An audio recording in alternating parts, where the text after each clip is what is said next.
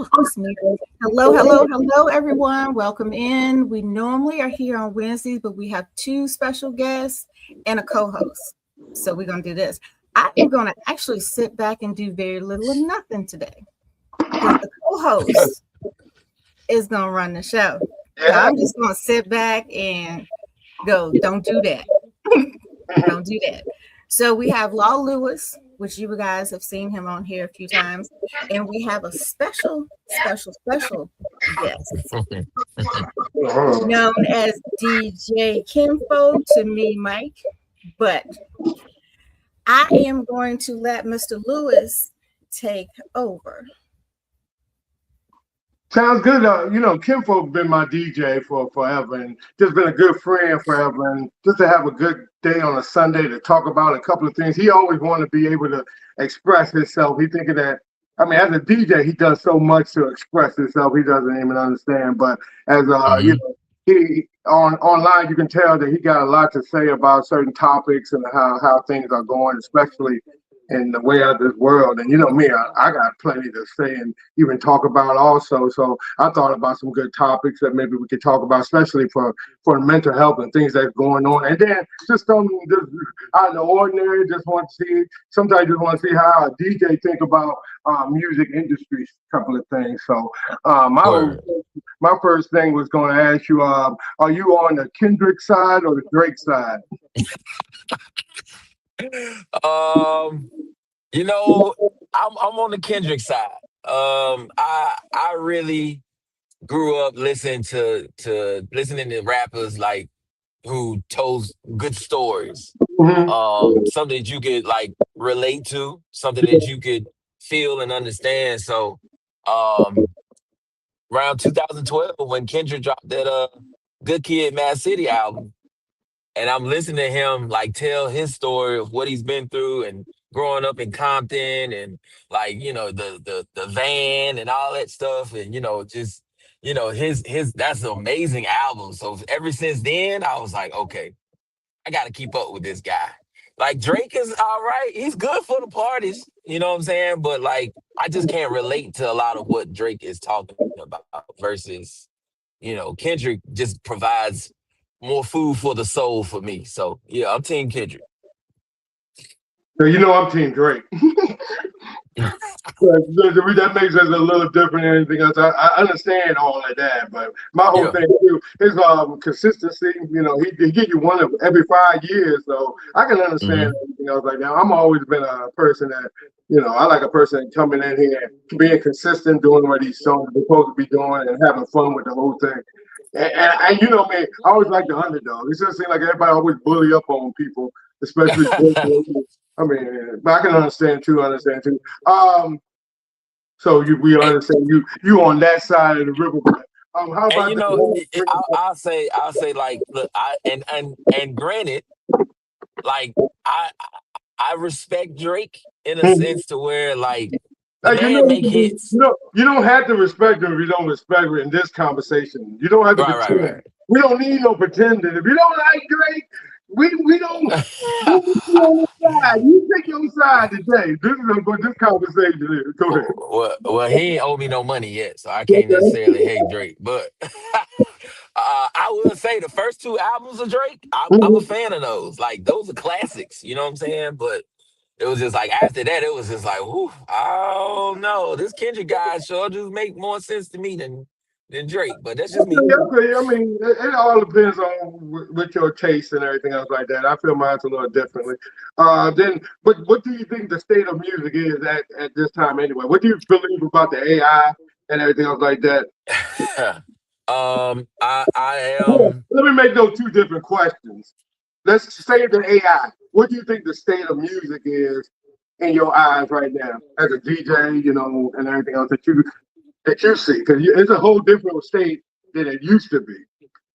It is. I don't necessarily. I'm not a fan of the AI because I just believe like I give more credit to those who put in the hard work with the paper and the pen versus just typing in an idea and saying make a song and Hmm. then boom, that's it. So I don't necessarily agree with that. You know what I'm saying? Like I mean I just believe in complete and total artistry.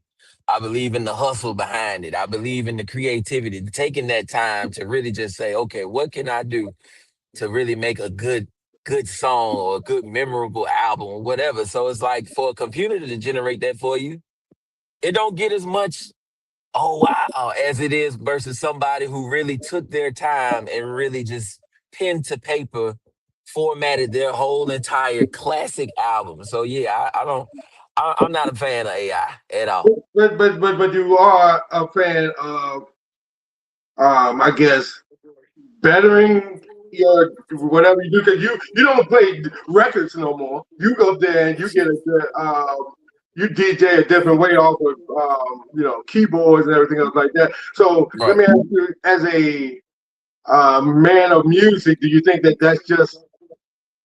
I mean, it's cheating, but do you think that that just makes a different way of doing things? I mean, I've always believed in the same way, but I mean, I also believe that certain things else could go on, but with how life has changed, you don't look at it the same way. You know what I'm Yeah, I mean, and I mean, for this generation coming up, I'm sure it's just it's much appreciated.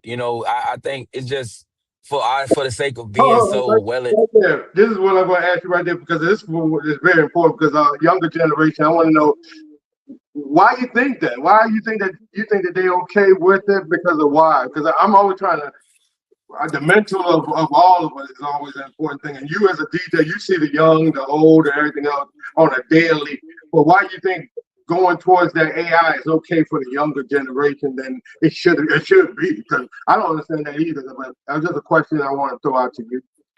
I think it's just they're born into this being a norm.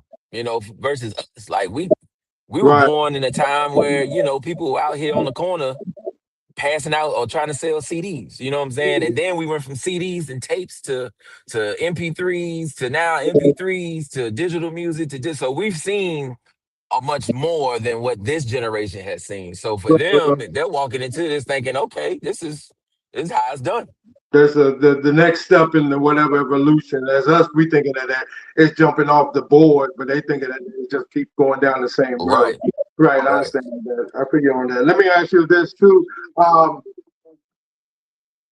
do you think the emulation of their favorite rap person as a young person is a good thing, or you think that we having a problem with it? Me, I think it gets to a point that I hated the time when King Von was out. I loved his music, but I hated how these young kids felt like he was I guess the Hmm. way to be. Yeah. So, do you think influences on music? How's that getting to people's psyche? What do you feel? I mean, there is a source of entertainment value Hmm. but at the same time, like what happened to a rapper is it's just him. It should be. I would like to think they're telling their story, right? They're telling their story of where they're from, what they've been through, what they might have seen, what they might have done. You Right. know what I'm saying? Like I hate that some of them incriminate themselves, but you're telling your story based off of what you know and who you are. I Mhm. think for someone to listen to that and say, okay, well, I'm going to do that exact same thing. Like, whoa, hold on, pump your brakes. You know what I'm saying? Because that might be circumstantial to this rapper. I do believe in rappers telling their story, but give a sense of like, okay, I made it out, you can too. You know what I'm saying? So when it's saying like when you're praising the struggles of hip hop artists, like that's where I kind of like have a problem with it. Like, okay, don't hate to, you know what I'm saying? Like, I grew up on crunchy rap tunes, UGK and my family's from Texas, so you know what I'm saying? We came up on the 8 Ball, MJGs, the UGKs, the Big Pokies, and all them. And so, of course, they were talking about drugs, but they were talking about drugs because they were trying to hustle to make it out of their situation. Nowadays, you don't hear a lot of that. It's more so of like praising the situation, and I'm not a fan of it. I can understand. I mean, I'm not too much of a fan, but like I say, I can understand because I know with music when I was listening to, people wasn't a fan of NWA. People was Yeah, not a fan of Two Live Crew. People were right. so I give it to like this is their same realm of that kind of. I just hate the emulation of it or how they feel like they gotta be so tough with a gun. That whole thing is always puzzle. Right. Like I say, I'm glad that I was in that era when people used to fight. I don't think a good fist fight happens anymore. You know, nobody's No. scared to get knocked out, which is understandable. But that's Right. just the way of they think. And me, you know, we get one, you get one, and you can go on and move on with your life. But sit around, I guess a gun gives them a little different kind of courage. But you know, But even with like the female rappers, right? So that seems to right. be a hot topic, right? Wait, Look, before we go, I'm gonna go ahead and get into that question right now too. I had a question about that. Do you think that with how sexy, not sexy red, Young Miami song right now, that's like the big thing that's going on. It's real hot right now, but that they saying that it turns or takes away from the movement of I guess the black people, I guess of a race. Do you think that's going on, or do you think that we get to a point that we just everything's got to be so righteous that we got to get rid of? We got to be so woke. is I don't, and you know the whole woke thing. Like people be woke for like 5 minutes, and then they Mhm. right back to twerking on the headlights. Like I don't, like I don't get so caught up into that. I think for Young Miami, like I said, that's her perspective. And the beautiful thing about music is an art form where you can express how you feel and what you feel. So coming up in Miami, I'm sure she was around a lot of scammers. You know what I'm saying? I'm sure she was around a lot of gold diggers and stuff like that. So I mean, that might be the culture for where she's from. She scammed us as an industry. She came in the rap game not knowing how to rap, and she Correct. came out with #1 hits. Correct. So it's like it's a matter of like we can't be so outraged now. We choose Young Miami as the last straw. You know how much Yeah. music back in the day that was vulgar, that was quote unquote the wrong message, and we was up here just partying to it and having no problems at all. Like it may not have been as direct as Mm-hmm. Young Miami's music is and a lot of the music is today, but trust me, there's some songs out there that we have a cookout to that is just as toxic as hell. That's his toxic. You're right about that. So you're right there. I think we do get a selective outrage on certain things because like I was looking at India Irie. She was up there making a big issue about it and everything else like that, which I understand. But then again, because she a whole different kind of genre, but I'm also in a kind of new kind of age too that if you don't like it, just move on. So swipe, That's it. keep going, keep on swiping, and don't deter any. And then I'm also at this new opinion that everybody has to feel like they gotta be heard. I gotta say it too, you know. It could be the exact same thing, but I gotta say it too my way. So everybody's like they wanna end up having to say things and Yeah. um and I want to say that we're in a toxic woke situation that most of us everybody wants to be super woke. I'm gonna be more woke than you are. I'm gonna be woke Right. then I'm gonna be over woke. That I know that I'm gonna make sure that I don't do Right. none of the old stuff that I used to do. Now I'm super woke and everything else. So I'm always deterred about that whole thing too because people always try to put a blanket what do you call it? A blanket explanation on everything, which I always say every situation, everything always got a little twist, everything a little different, everything's like a snowflake, everything else like that. Shucks, Um, I feel like that song, that scamming song Young Miami got, hell, that's such an American track. Think about all them people in the White House that's scamming us. I mean, she ain't telling no lies now. no, change that's another thing, right? I think a lot of people didn't look at that and would tell a lie. It was almost like telling our business in some kind of way. You know how black people don't be telling our business out there. You know, the mamas be getting, don't be telling our business. What happened in your house? Okay, how it go down? You don't be telling our business out there. So I think that was Right. also a way of where everybody came off on too. Um, Hold on, don't go nowhere. I hope I don't derail your thought process on this please. one. But um, so this goes to both of you guys. The music today, and I'm thinking back. I'm gonna age myself a little bit, but I'm thinking about Rick James with Mary Jane. Okay. Mm-hmm. Mm-hmm. So the music today, how much of an influence do you think is on the young kids coming up and how would that mess with their mental? Like they're telling their stories because we don't want them to change the artists to change who they are and telling their stories, but some of the stories might not be, you know, did a kid go out and say, I'm going to take this situation, same similar situation, and then that kid ends up in jail? How, you know, at what point? I mean, you were saying India Ari was, you know, saying her thing, you know, that's, I was wondering how far do we go, or how far has it gone? Because like Kim Folk said, back in the day, because I was singing Mary Jane to the top of my lungs and they ain't have a clue what I was singing until I figured out what I was singing and went, oh shit. Yeah. But you know, just I was just thinking about and Law knows this, we lost one of our football players a couple of days ago. And he had a lot on him. And I'm just wondering, you know, how much does certain music come into play, and you can't control what they listen to? I would say, especially I mean, for what I see, because it's hard to, like I told people, it's hard to judge some of these young people because you don't even understand how some of their mindset. Because like Kim folks say, I mean, they doing it a whole different way. It's like they already at step 500 when we were just at step, when innocence meant something. You know, it was innocent that, you know, we just finally hearing, ooh, let me go sneak and listen to this dirty music. Now it's like everything goes along with it that I think their mindsets is so different. It's kind of hard to put them back into the innocence. I think it's like the accessibility to anything. You can be. It's a no fear factor. I mean, yeah, no fear of nothing. I think we also, as an older generation, we put that into them. You know what I'm saying? I can't. I always tell my son or anybody, and he's about 20 something. You know, you tough. You can say something. You can live. I mean, stand up to your rights and stuff like that. But it also gets to a point that I wouldn't say that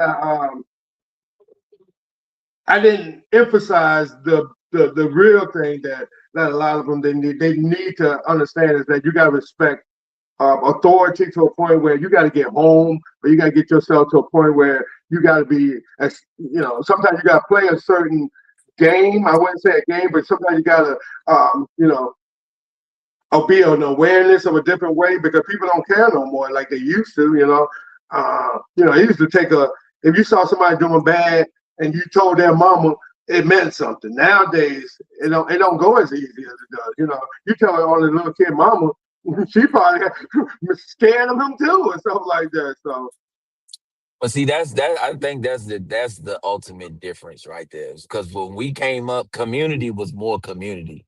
You know what I'm saying? And it won't just your parents. It was your neighbors. It was, you know, certain people. It was your friends' mama that made sure, like, hey, listen, just because you can't listen to it over there, don't mean you think you're going to come over here and listen to it. No, we don't play that. You know what I'm saying? Or even if you do hear it, like, granted, like for me, I grew up on Southern rap, which talked a lot about like killing and shooting and, you know, in the hood and shit like that. But it's like, there was education brought behind it.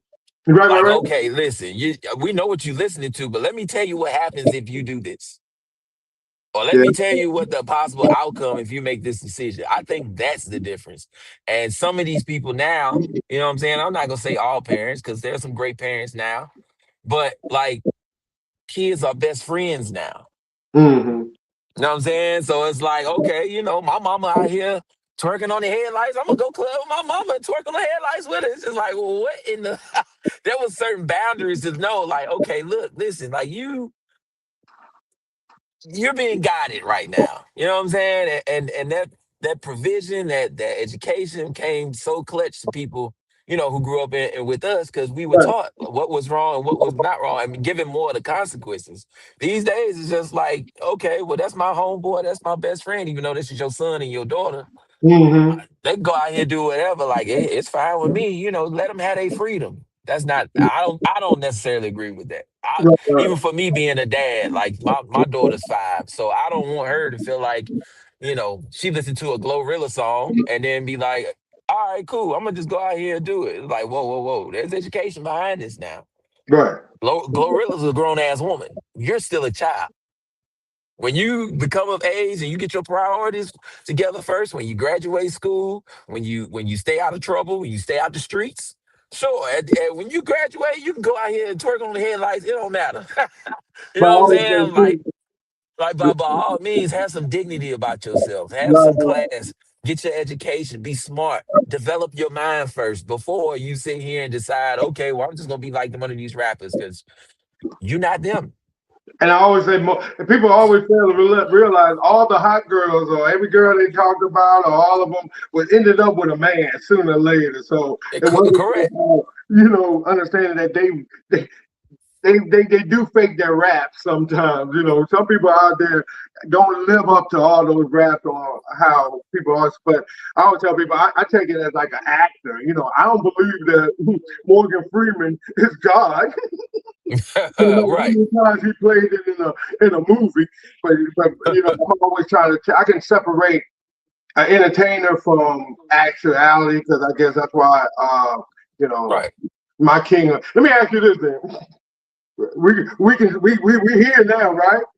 Right? Mhm. Kimbo, who's the king of R&B? What you say? Who's your king of R&B?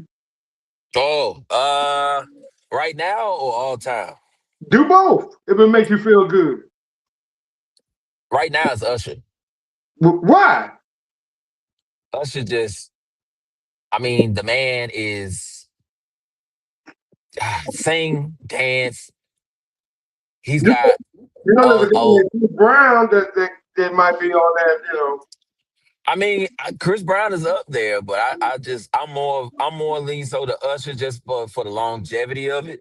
Mm-hmm. Um, but also like his catalog, I honestly can't name one bad Usher song. I can't name one. I think he has definitely entertainment value that's up there with the likes of Beyonce and Chris and Mike. So I mean, you know what I'm saying? Like, I mean, he grew up. I mean, I'm sure Chris Brown grew up, idolizing Mike too. But I mean, yeah, I give it to Usher, man. I think longevity, just for doing this longer than Chris, Right, he's right, right. definitely the king right now. I got you. I got you. Now, right, here's really the topic. This is the real sticker. Who's your all time? And this is who's your all time. All time favorite R&B? I guess yeah. Man. See, I'm more so of a Prince guy than I am Michael Jackson, me personally. Oh, me too. Me too. I Uh, understand that. But yeah, you in that kind of realm for like all time. all time. I hate to say it, but I didn't say I hate to say it, but I gotta give it to Mike, man. I gotta give it to Mike. All I time. gotta give it to Mike just to see people cry and pass out just for him saying nothing. Literally, man, just walk on stage and automatically creates that type of impact just off of his music is there's nobody else that can do it. There's nobody else Okay. that's done it. Okay, I got you. My whole thing would have been a little different. I went a whole different realm with that. My king of R&B is R. Kelly. I I know, respect it.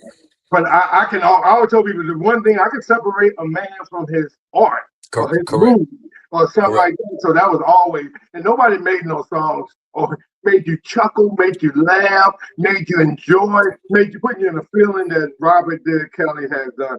So I understand what you saying, Michael. Yeah, he's one of the greatest entertainers of all time.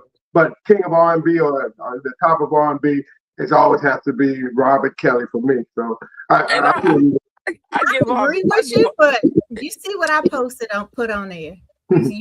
You see what I did. I'm a fan. I'm a fan. I love my Prince. I'm upset that I didn't get to see him before he died. yeah, yeah. So I'm going Prince yeah. slash R. Kelly.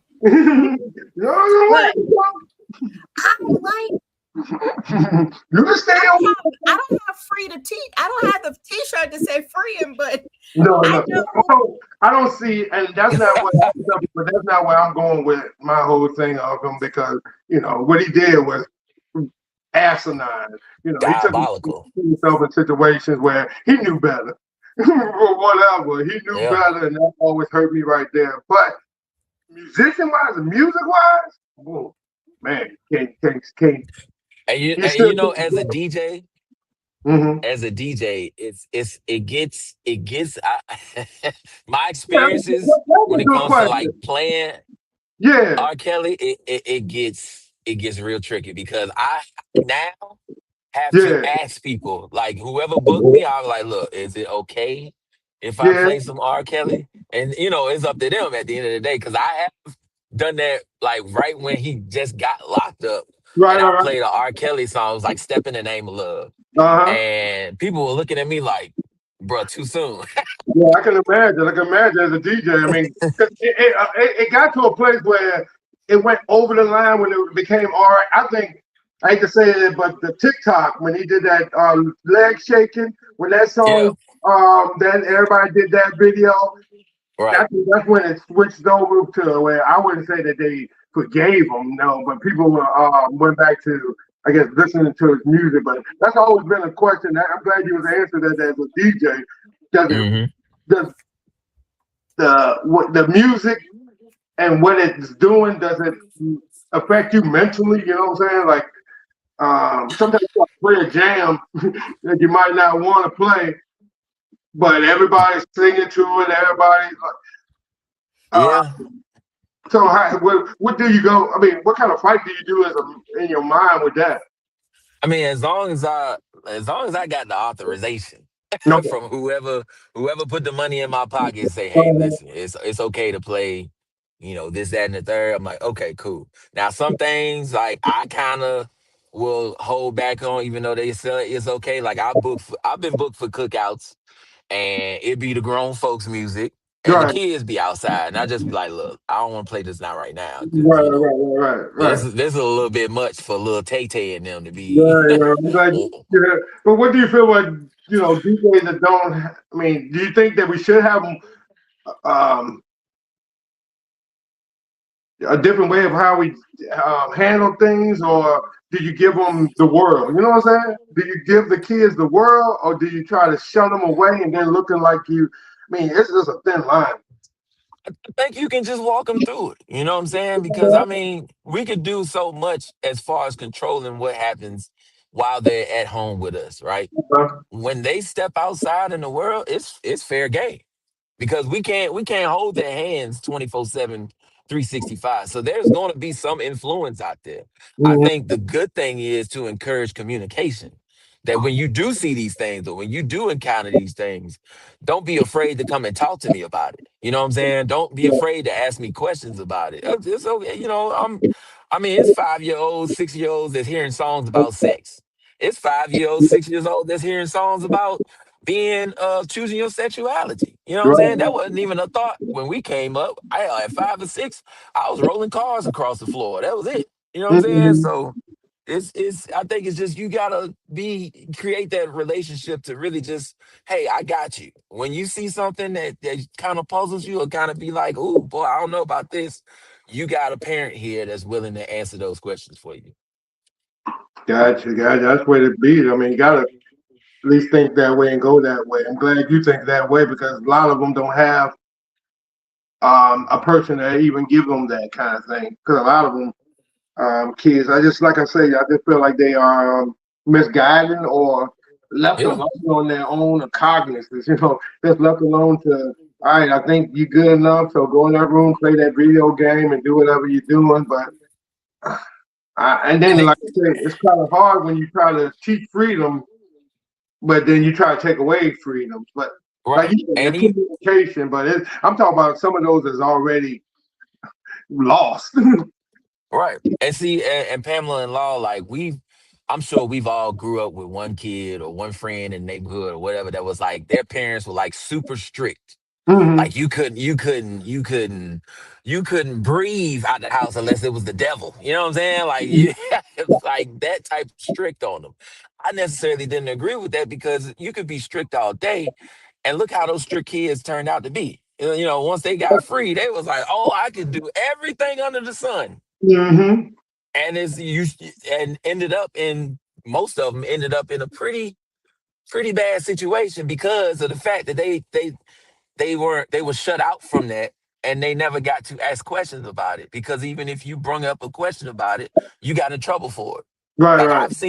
I've seen kids that have experienced that, and like I don't necessarily agree with being like super strict and toe down on my child. Like Mhm. life is gonna happen. Just ask me some questions about it. You are talking to that person.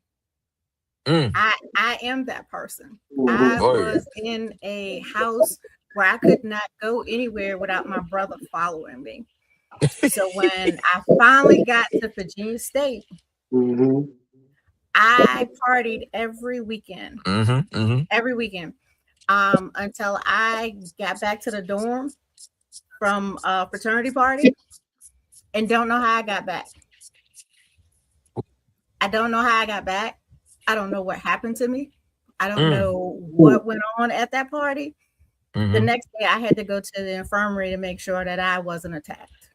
Oh. Mm, So, that's probably when I scaled back on the drinking. But coming from a strict house and Mhm. not knowing what to do and how to act, yeah. and that's what I did with my boys. Is Right. that when I was raising them, they wanted to go to somebody's house, they wanted to go to a party.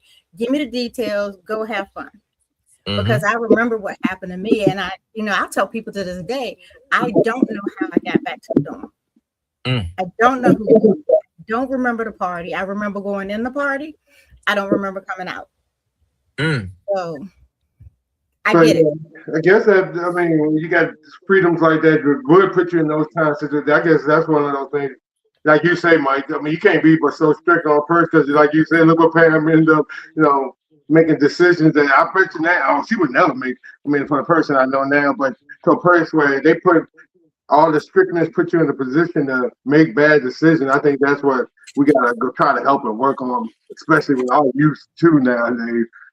Uh, Yeah, and I mean that's one thing in teaching boundaries. It's one thing to teaching discipline. It's another thing that just everything you do now is a problem. It's the devil.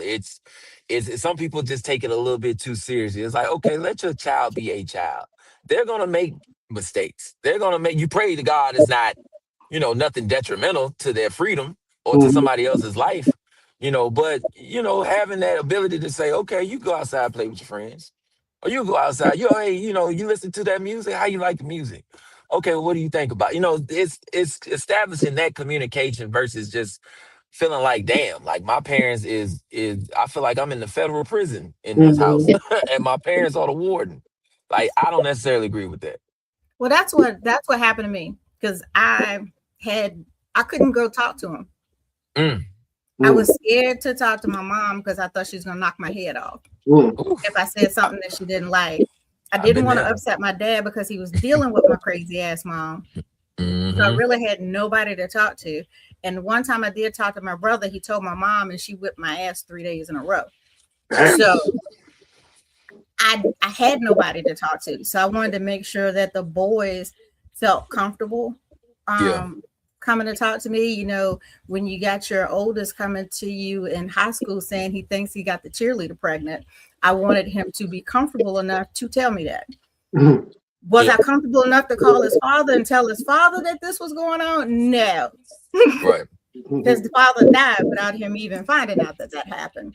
Mm, But if I was comfortable, I probably wouldn't have had that issue at state. So yeah. yeah.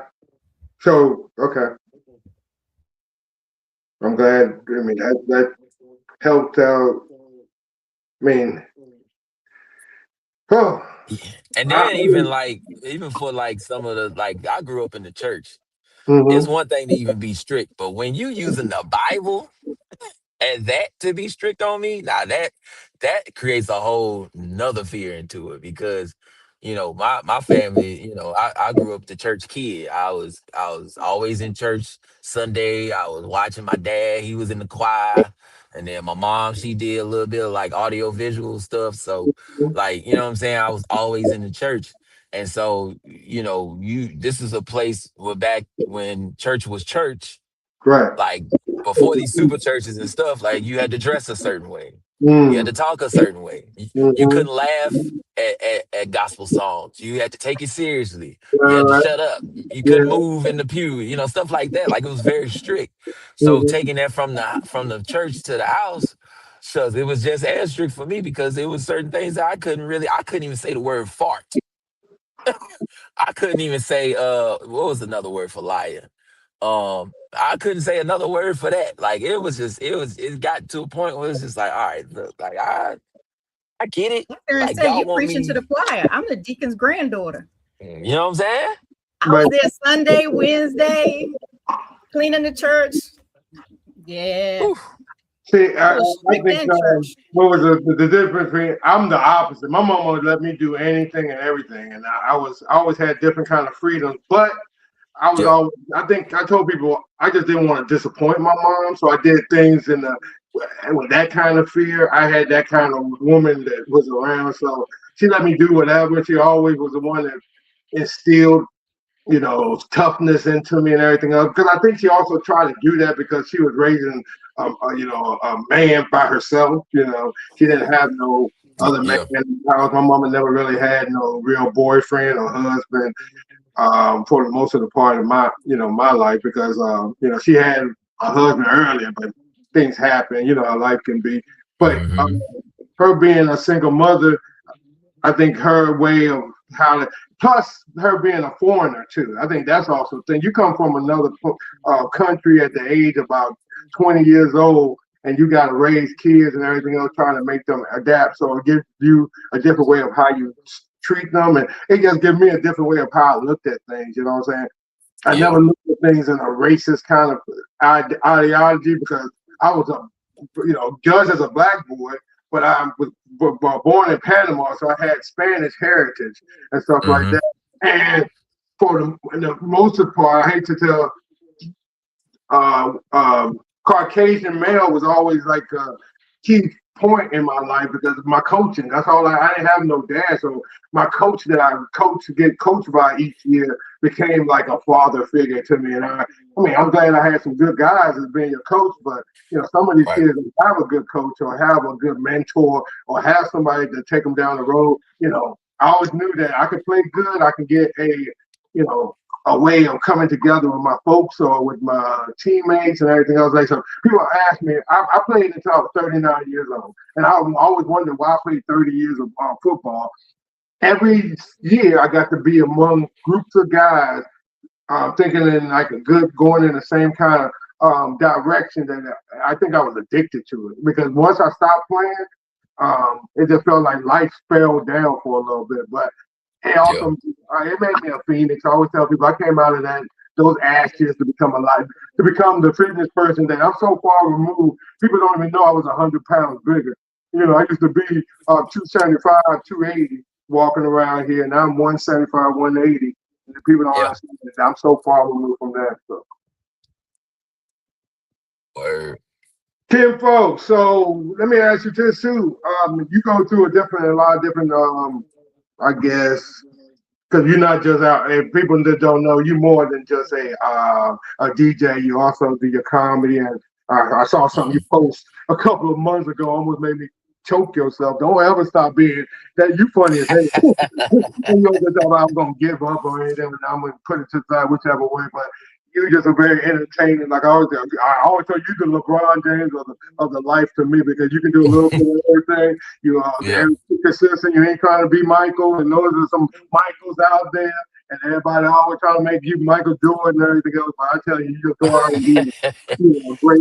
That's why I call you my LeBron. So you ever hear me saying you my LeBron? That's why Yeah. he can pass, he can assist, he can do everything else, and he can do it with humility. He can do it without trying to be. Everybody want to be the greatest of all time. I bet you For LeBron is all sure. right for being, he all right. He's good, and that's why I like him. But you going from different, I guess, worlds and everything else. Do you think that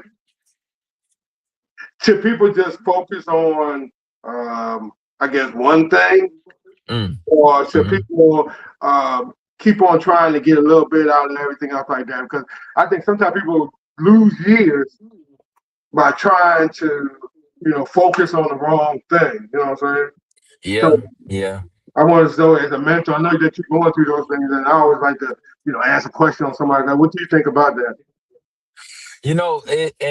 It's interesting you bring up the sports uh, aspect of that, right? Because if you want to be great for yourself, right? If Mm-hmm. you want to be truly fulfilled, I just believe staying in one lane can hinder you from that to a certain extent. Like it's nice to gain knowledge about other aspects of what you love to do and what you like to do. Because a lot of us have multiple talents. You know what I'm saying? Um, for me, like yes, I started off with comedy, going out there as a comedian professionally, but deep down, I've been DJing underground since 2009. You know what Mm-hmm. I'm saying? And so I never really told anybody about it because it was just something that I just wanted to keep to myself. But I knew like I could step on a stage and make people laugh. I was like, all right, bet, I'll go out here with this first and establish myself. But I never gave up on, okay, I love music also. I love having a good time and entertaining. And this is a part of the entertainment. So technically, it's still one whole, what I'm saying, umbrella. But I would encourage anybody, explore your full capabilities because what you don't want is to be that one guy in the neighborhood to be like, well, I should have did this Wish I or I would could have did that. have. Exactly. We all know that one guy. We do know him. Or Yeah. the guy you said, man, he was so nice in football. I don't know why he just tried to do that the whole Right. time. I've been there before. Or, that motherfucker could sing his ass off, but he never really sang and stuff like that. So you see a lot of Right. people place certain talents they have on certain things. I mean, it's heartbroken, but I guess that's a good advice, I guess, by telling them, explore all your options. Because I've Right. always been an explore all my options kind of guy because I could never do the same thing every day, all day. Just Correct. keep the regiment. I'm not a regiment kind of guy. I gotta have it mixed up and different things going on, stuff like that. So that's a good advice. I like to hear it come out of another man's mouth. Diddy Paul. I got one for you. I like, You brought me right into one of my questions for him. um, So when you were on stage Yeah. and you were doing your comedy, hmm this is a two-parter, did you ever hit a flat spot where you did not have people laughing? Oh yeah, especially when I first started. So Okay, because so go ahead. that's what I wanted to know. How did you get through that? I figured it out because it was a matter of me not knowing who I wanted to be on stage.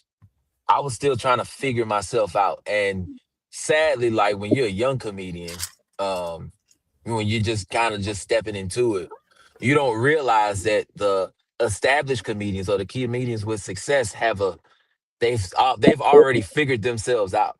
You know, what type of comedy do I want to bring? What type of audience do I want to entertain? What kind of brand name can I put on for myself? What do I want to represent? What kind of show do I want to give these people when they come and buy tickets for me? What do I want to give them? Me as a young comedian, that first year it was rough because I was still trying to figure out like, okay, I don't want to be the vulgar guy because people gonna put me on the internet and I don't want to offend nobody. And then I was like, well, then again, I do have some very honest opinions and I can't too much worry about it. So you kind of water your comedy down a little bit. And then it eventually you just become, look, like I got this stage and platform for a reason. That's to talk my talk. So I'm gonna talk my talk and be me. So, that's pretty much how I got through it. Gotcha. Sounds good. You had to find yourself within that. All right. Yeah. Because people will notice, like, what am I paying tickets for? Okay, I came here to see Mike J. I know he's like super funny and witty, and he talks about family and his life story, and he talks about relationships a lot and makes it funny. You know what I'm saying? So in the beginning, I was just trying to do dad jokes, just the basic general stuff. They like, man, this ain't it, bro. We came to hear, all right. And We I came to know hear you. a good dad joke. Yeah, two guys walk in a bar, and I was just like, you know what, this ain't it. This is stupid as hell. So what I did was, man, like shout out to, God bless him, man, but the greatest comedian of all time, in my opinion, Bernie Mac. I watched a lot of his stand-up. And I was just watching like how he just effortlessly just talked about his story and what he experienced. And just being himself. Like he didn't feel the need to be like, oh my God, it's white people in the audience. Let me change the subject matter. No, he said, look, let me walk you into this. Cause I'm gonna still say nigga and fuck and all that stuff. And y'all may go for some of y'all heads because y'all never been in the hood or y'all never been black. But Right. I'm gonna break it down to you to where you like, man, that is a crazy situation that they may have related to too. You know what I'm saying? So, that's why I think, man, just watching him change my perspective on comedy to where now the success started to come about. Yeah, I always like the way Bernie Mac, he went about it. You sometimes you expected every step he made. Like because it came from Hmm. grind and it came from a good spot. Even though Yeah. my favorite of all times is Eddie Murphy. You know me, I've been an Oh Eddie yeah. Murphy, but because Raw and was Delirious was some of the first really movies or DVD. Oh no, it wasn't DVDs back then. Cassette, where the tapes, the VHS tapes and everything else of Eddie Murphy was the first one. And I told you I was learning the language. So me and Hmm. Delirious, I got real familiar with joking and the comedy of America through those kind of things. So Eddie Murphy was always my favorite. I always liked the Eddie over Richard.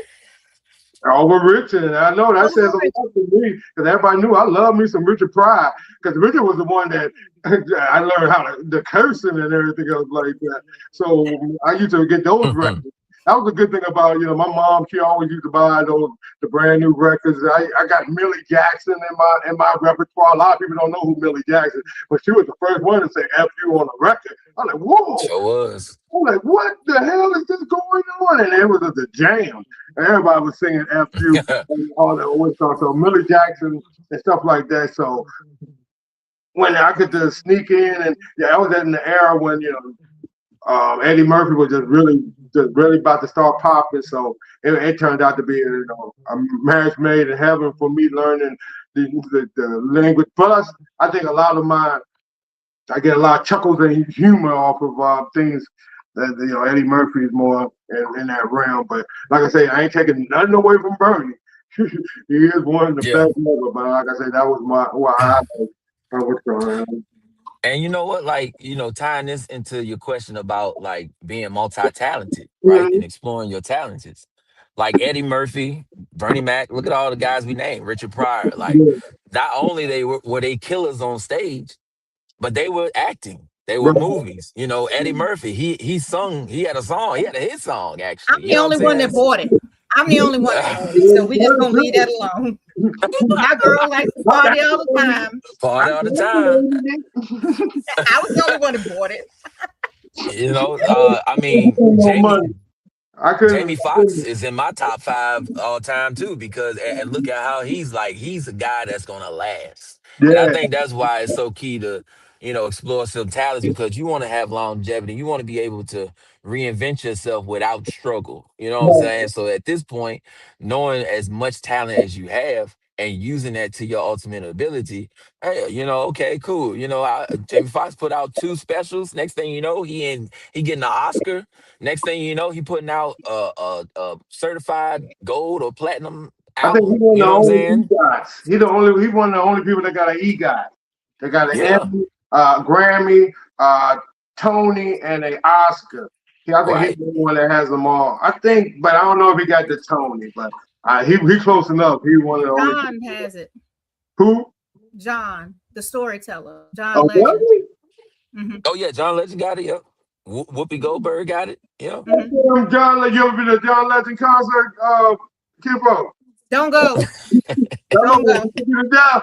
You go to Don't go. sleep. He in between. 2 hours. 2 hours. 3 songs.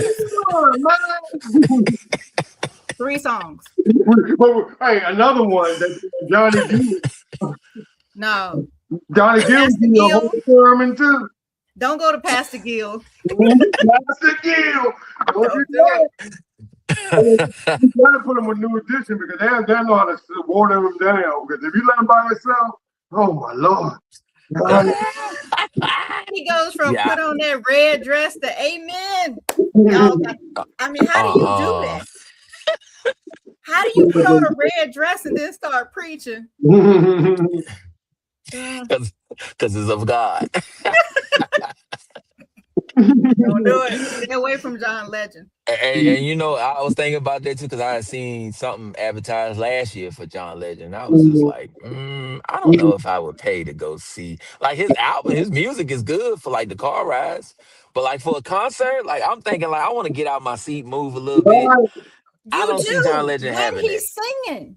When he's singing, you do. But you gotta hear the whole damn story about the song he gonna sing.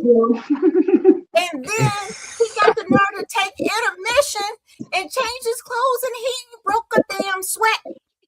Oh my God. And When then he he sit comes down back at the and piano. start with a story. And then say one more song and tell you another story and then say goodnight. What the fuck was that? I want my $200 a ticket back. I want that money back. Damn. Damn. And I was Fight sitting back. in the grass. Fight back, John Legend. Fight back. Fight back. Pick up a stick.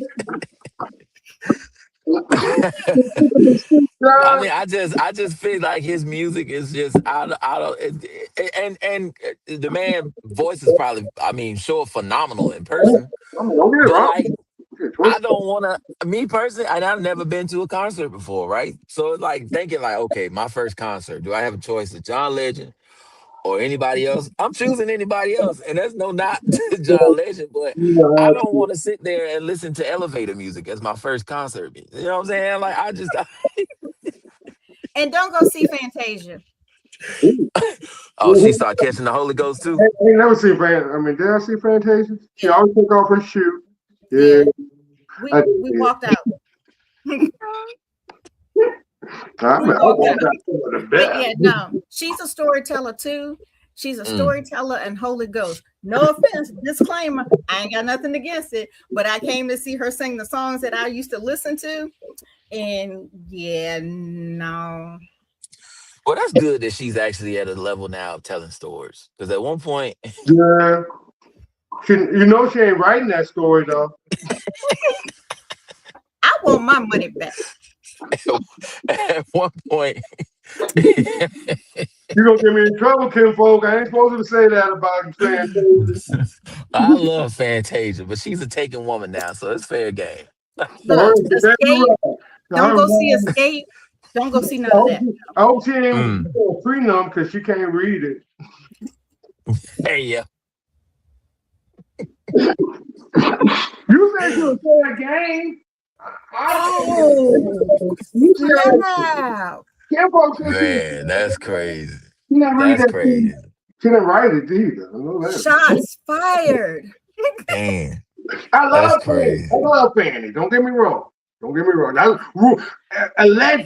Allegedly, she can't read. Allegedly, she can't read. Well, we all know what concert I will see over and over and over again. It's two of them. You will go see John B. and her other one was Life Jennings. I was gonna say, how you don't forget the number one man? Life Jennings, she'll go. She's seen him about 20 times. I'm like, good Lord. She's like, I just want to go see Life Jennings again. Like, I saw him 4 times in 1 year. What are you talking about? wow. Every other month. 4 times in 1 year. And let's not forget the picture with Life Jennings. Okay. Yeah, you got the picture. But it would be Maxwell too. I gotta add Maxwell in that mix. Oh, but then she said she went to a place and they booed Maxwell. Yeah, they walked out on him. I was in Chicago. Maxwell, they one of the festivals. Maxwell? How do you boo Maxwell? Why you boo Maxwell? I tell you what, I will follow Maxwell just like Life Jennings. And then this will disturb the person over there. But if I had the choice between picking a Usher ticket, somebody said, "Here, you can go to Usher or Maxwell." I'm grabbing Maxwell. Good. Ooh, sorry for your luck, Res- man. I've grabbed that respect. ticket in a minute. Y'all know Usher's my concert to go to is an Usher concert. I went to Chris Brown. I liked it and everything else, but I felt that damn Usher concert. That Usher concert. Man. I ain't standing in judgment. I'm just saying that's the ticket that I would pick. No, that's you. You got Yeah. the right to have a bad opinion. Hilarious. Damn. I wouldn't Fire. shy away from a Maxwell concert though. I grew up on Maxwell, so you know what I'm saying. That was Saturday morning cleanup music for me. Yeah, So that is good. I, It's good. I enjoy some Maxwell. I definitely would love to go see I him. mean, it's only 2 notes he hit, and you know that he's getting, you know what song's getting ready to come on. I Of mean, I'm course. just saying. Oh yeah, of course he got the notice. Soon as he hit that first, woo! I'm like, oh There you shit. go. Oh, I'm done. You know, Here you and go. he came out the center of Hampton Coliseum. mm. He was, nobody could see him, and he Mhm. was in like one of those boxes or whatever in the middle, and Mhm. he hit that one note. The whole place went crazy, and he just came right on up out in the middle of the That's middle of dope. the Coliseum. I was like, That is dope. whoa, okay. That is some dope shit. I But would I love to like see Carl that. Thomas too. Give me some Summer Rain. Carl Yeah. Thomas. Yeah. Yeah. Great And stuff. that man stay booked off that one album. Stay booked. Stay booked. Stay booked. Told somebody this the other day. I said, you know what? If I could ever get enough talent in my body to make a song, I would just make one song, and that's it. Stay You know how booked. many people? You know how many people eating good off of just one song? Montel Jordan. This is how we do it: is eating good. Don't tell Cute. me. Don't he The cute. grinds, baby. He grinds though. Bro, Montel. he grind, and he definitely right. He's written a lot of great songs, but all he needed was just that one hit, bro. That's in stadiums. That's at the cookout. That's on sports. That's in movies. That's in everything. Like I'd rather be like him than to be a guy that's out here trying to make 23,000 albums and trying to look for a classic. Nope, give me one classic hit. I'm good forever. I'm straight. Yeah, he even got good for that Daddy's Home because you know Drake when he came back and redid it went on and paid Hmm. all his debts off with that one. I like Right. that's some good stuff right there.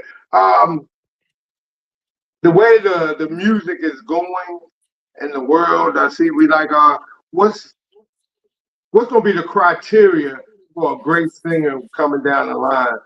That they adapt, that they continuously just stay with the old way of doing things. So what's gonna be like when you get like 5 years from now, what's gonna be you're gonna say, well, he had the charts or he took the new technology and took it to another place. So what you think? I think it's a matter of that now. Like when it used to be just about the music. Mm-hmm. Now it's more about the influence on top of the music. So it's double the criteria, because there's so many singers out there. If we walk down the street and we saw them from back in the day, we wouldn't even recognize them. Now it's like social media has become such a big thing. Right. So where, what I'm saying, now you've got to present personality with your music too as well. Everybody's got a voice. You're right. All right. So I think that criteria is definitely going to evolve to that. Same thing as sports. You know what I'm saying? Like, there's certain stats you looked at just in general. Quarterback be like, all right, passing yards, passing touchdowns, and percentage. You be like, all right, cool, he's great. Now you gotta do passing yards, passing touchdowns, passing percentage. Can you run? Right. Can you throw a certain amount of yards? On the What's your third win down, you know how percentage? they break it down. How many third downs completions? Exactly. You can't get in the red zone. They Right. keep it down to a quarterback nowadays got to have, I wouldn't say perfection, but for you to be considered a great, your whole repertoire has to be when Dan Marino just had to take 3 steps back and throw a ball. You got to be able to run around the corner to flip it over to a cousin and make sure that the coach keeps his job and to be a good quarterback and win. Right. It's so much more to it, man. It's so I think when it comes to like being an artist now, like shucks, in order to be considered one of the greats or the goats, you're gonna have to step outside just the booth, and you're gonna have to step into the social media realm and actually sell yourself.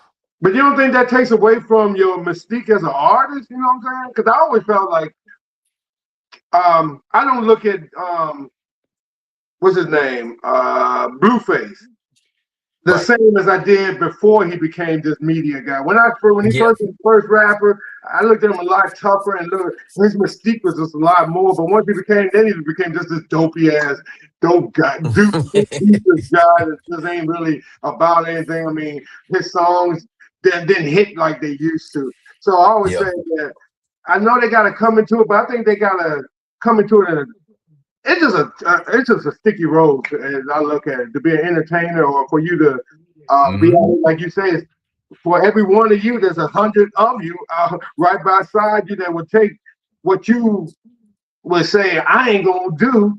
The next man right next to you that will take and do and make your whole against the whole genre. I say sometimes the whole genre of music and the whole genre of life, I would say genre, but the way we roll in life, it just gets to a point that most people just doing it, I wouldn't say wrong, but doing it in a whole crazy way.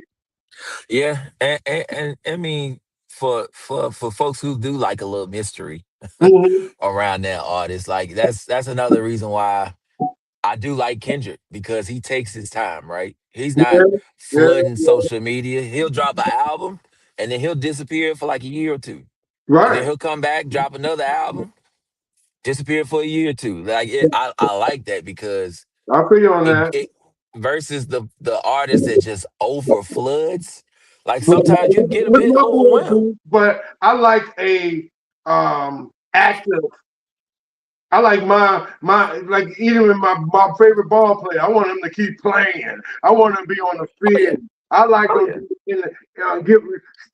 staying up with what's going on. You know, one thing you can't say, Drake has not just he's stuck with. What I always tell people, the smart thing about Drake, he can adapt to anything. Any music and make a hit. He went to Houston, made that Houston sound, bam, hit. He went to Atlanta, made that hit, bam. When he first started, he was New York in it. Which I mean, a lot of people look at that as a bad part. But when you're a liberal arts and science major like me, I had 3 different minors to make my major. A little bit of everything, and like you were saying earlier, just it's more impressive to me because it's hard to be good at and I wouldn't say everything, at more than one thing. A lot of people are good at something, but it's hard to be good at a little bit good at everything. And it's like, you know, do you want your artist putting out 13 albums? Or do you want your artist to put out 13 good albums? You know what I'm saying? Like, you know, sometimes some people are just trying to stay up and stay so close. Music is like distributed so fast nowadays. You don't even really get the chance to enjoy a song because now 2 minutes later after that, they done put out another song. You're like, well, damn, I got to keep up with this one. I can't even enjoy this one. Stuff like that. I tell people, but that's the way of our world because I hate to say it, they do the same thing in the dance community too. That, you know, you get to a dance, all of a sudden, bam, that same person come up with the next remix of the next dance and everything else. Now, they're moving on to the next dance and stuff like that. But, I mean, that's also how sports are, you know what I'm saying? I'll tell people as a society, we'll let's go to the next kind of people. I mean, that's the scary part about it. Like you said, we don't stick around and smell no roses anymore. Like, let's go, you know, time to go to the next one. But how our society is designed, 30 seconds is what our attention span is. Entertainment. I remember when I first saw TikTok and when they said 15 seconds, I'm like, I can't do nothing in 15 seconds. That's stupid. And now Yeah, we can't. You gotta look. You can't wait to get another 15 seconds, another 30 seconds, so you can show everything else. But I also tell people, I try not to judge everybody by those 30 and 20 seconds, because that's just in one day nothing compared to some of the struggles some of these people are having outside of it. So I always try to look at the bigger struggle and the mental thing like that. Some people, that's the only entertainment they got. Yeah. The And 30 sadly though, like Mhm. I think what's ultimately missing from this Pamela is the anticipation factor in Yeah, entertainment. Remember, like you I look guess forward because to it. it's so much access to everything, which isn't bad. You know, you could go think of something and say, "Oh, I'm gonna go search that and look it up. Look, I remember this scene from such and such." You go find it, and it's easy, right? It's cool. The anticipation factor, even when it comes to music, when it comes to entertainment, is not a thing now because of the fact, or at least not as much. Because I remember shucks, like man, I grew up on BET, and Mm-hmm. so when 6:30 hit, Hey, look at I'm those running in the house. It's 106 in Park. I'm out. You know what I'm saying? Like, movies. or it was if it was a certain song, like the anticipation, you glued to the radio because you were waiting for your favorite song to play again. Right, Because right. you knew how rare, amongst all these other songs that were being played, you like, damn, like I gotta wait for this one. In fact, I gotta have my tape in the deck to record it once it comes on the radio. Like Yeah, right. it was just a joy and feeling like, damn, I heard and I liked something. Now I gotta wait to hear it again. Like now I'm gonna be ready. Even when it comes to albums, you'd have a single out, you have maybe another single, and then the album would drop, and you like, oh, this thing was a good rollout. So, Versus now wow. it's just, people just dropping it out of the sky. Here you go, free music. It's Right, just like, well, right. damn. No anticipation or no. And I think too, we got away from having a hard copy of something. I think we got Yeah. away from like you don't respect songs like you used to. If you No, we had don't. to open it up when I got that Michael Jackson Thriller album, when you open that thing up, you had just Hmm. all the words, you had half of Michael, everything else. That Thriller album made you to appreciate music. Because every song, I mean, I told people even back then when you was a kid, you knew that every song was thought out. Yep. It was an Yep. album. People Yep. made Yep. albums. I don't think that, but how it is, people make 30 seconds now. Like I was saying, people make dope ass 30 seconds now, but they don't make those albums like that. They make those quick little dances and everything else, dope ass. But it's been a while. I mean, because I'm a fan. I always tell people that I think that's why I like Iceman, because if I wasn't a fan, I don't know, it might be certain things that people just wouldn't call it an Right. album. I call it an album, but Right. no matter who you were, you could be the country's boy in the country. You thought Thriller was one of the best albums you ever heard in your life. Absolutely. Absolutely. And you anticipated, because I anticipated. I may be saying my age, but when Thriller came on Friday night at midnight, I was Hmm. there waiting for that Thriller video to play. Ooh, this seemed like the whole world went to stopping. But like you say, and it gives you a feeling of that feeling is gone. That feeling Yeah. of whoo, That did that you once in a lifetime feeling. Yeah. Absolutely. see that? You know what I'm saying? And so Yeah. yeah, I think that removal of that anticipation has, deteriorate the feeling of, like it don't even matter no more. It's like, and I think we're taking away the hard copy of feeling of things. I think we all Hmm. took away stuff like that. So How about Yeah. saving your money so you can get your first album? yeah, man. Oh yeah. Mine's is right there. I found it on Etsy and I Mm, purchased it. I spent $45 to get that. mm, Mm. And it's framed and hanging up right there. It was mm. my very first one. Gotta Mm. love that kind of thing. I, You I'm see. y'all not old enough to remember it, but it's the Sugar Hill Gang. Mm. Oh yeah, man. That was That's my cool. first. I know. You know Yeah, I'm that moving was my on. first one. the Baby Blue I was album. born the year hip hop started. I'm 53 years old. Hip hop is 53 years old. Mm-hmm. You Go wouldn't ahead. have, if it wasn't for me, you won't have hip hop. That's a flex. That's a flex right there. Mhm. Well, you know, our co-host, has asked several questions. Mm-hmm. Me too. Is there anything that you like to cover, Mr. Mike? Um, Is there something on your heart you want to talk about? We're gonna take you to church. You can do whatever. You're right. I always know you can do whatever you want. You might do. Yeah, You can do Oh, whatever. Lord. your turn. You know, so I mean, it's a lot of things. I guess to start, I mean, I know we talked about talents and being a talent out here and especially here in the Richmond area and things Mhm. like that. Um, I have because y'all have been to different venues, correct? Yeah. You've been to different places to enjoy entertainment or at least try.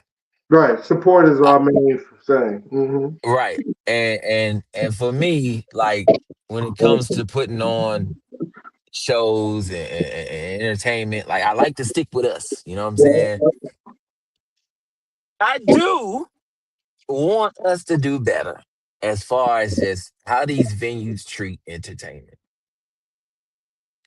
And I'll break that down for y'all because it's just I don't like the fact that we get taken advantage for what we provide to a venue and their audience.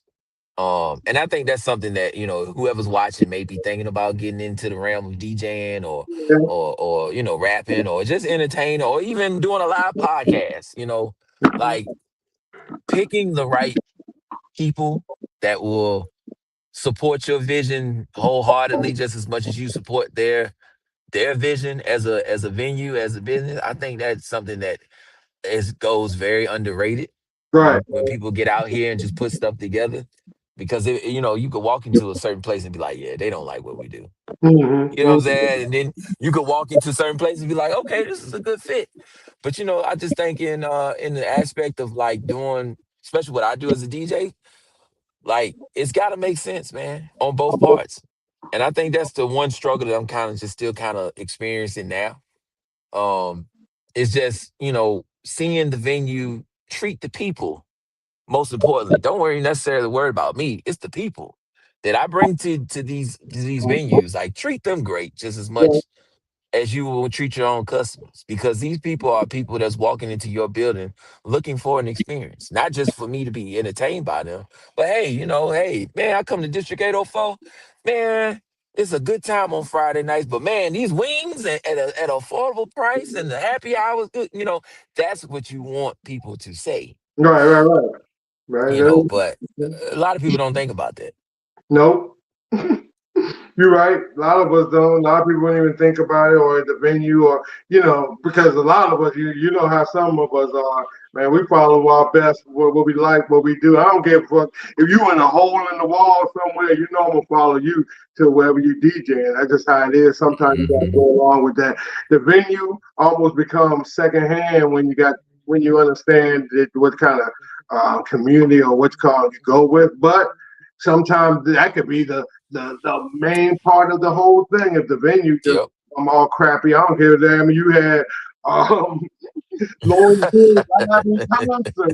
It's like the venue ain't right and it can't go on and stuff like that. It can ruin everything else and make it go a whole nother way. It's just I always tell you we play just a slippery slope in kind of in these kind of entertainment worlds and everything else like that, because people Yeah.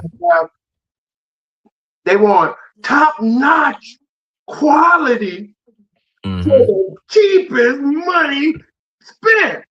I'm like, Correct. you ain't. It's like people will fight you to make the nicest quality, the cheapest price. You know what Hmm. I mean? Hmm. I think because I'm also a business minded. I mean, I'm wearing my own shirt, but when you're in business for yourself, you look Yeah. at things a whole different way when you understand that, sometimes you got to pay, or sometimes if you want cheap price, you have to cut back on something. So I think that Correct. goes Correct. in the realm of venues and I guess how people treat each other. So what's always the first thing they'll say? It ain't what you what's called it's what you negotiate. It ain't what you getting paid. And everything else is what you negotiate. So you can't be mad at what they're Hmm. getting, but you really should be mad at yourself for what you negotiate yourself into. But that also puts yourself. A lot of us don't want to do it. Is self accountability. Yeah, I yeah, of think course. that big. That's the biggest problem in a society. As people, we can find any reason to not be accountable for it. I know I might have broken a Hmm. lot of people's feathers when I say something like that, but as when I look, because I always tell people I catch myself, not being as accountable as I say. I'm supposed to be Yeah. doing a challenge each month, and I'm not even doing my own challenge. I'm up here boosting everybody to do. So Correct. sometimes I got to find accountability in myself. It's like how you expect other people to get better if you ain't Right. getting yourself better. Correct. And somebody You said gotta. they're trying to get themselves together this week. Don't think I don't see. I read everything. I see everything, Mm, folks. So I see you on Saturday too. We're gonna. I see you DJing at this fitness thing on next Saturday. And mm, we're gonna be straight all week. We might have to hmm. boost. We're gonna boost Kinfolk Fitness this whole week. I'm gonna bug them every day. We're gonna work on And that. it's like you right about the accountability part because Mhm. I mean you can't expect for people to take you seriously if you don't take your own self seriously. Yeah, I think that's So always. Uh, that makes a lot of sense. mhm. And Man, then there's so okay, since we here. all right. I was gonna say, this is your time to do what's on the heart. That's what I told It's on the you. heart. Like I said, this Since weekend. we here, right? Mhm. And we're all personalities, you know what I'm saying? Um we have a spotlight on us at certain points in our day or our careers or whatever. So dating. This I'm a and men's mental health. Mhm. Speaking as a man, Yeah. Hope so. boy, it's treacherous out here. It's Man, treacherous as hell. This dating pool is pissy. You hear me? There's a lot of trash. There's a lot of scamming. Shout out to Young Miami. It's a lot of it's a lot, especially when it comes to when you're somebody who is trying to make your vision work. right, You have a risk of dealing with people who are selfish. right, You have a risk of people not willing to understand what right, you're trying to accomplish.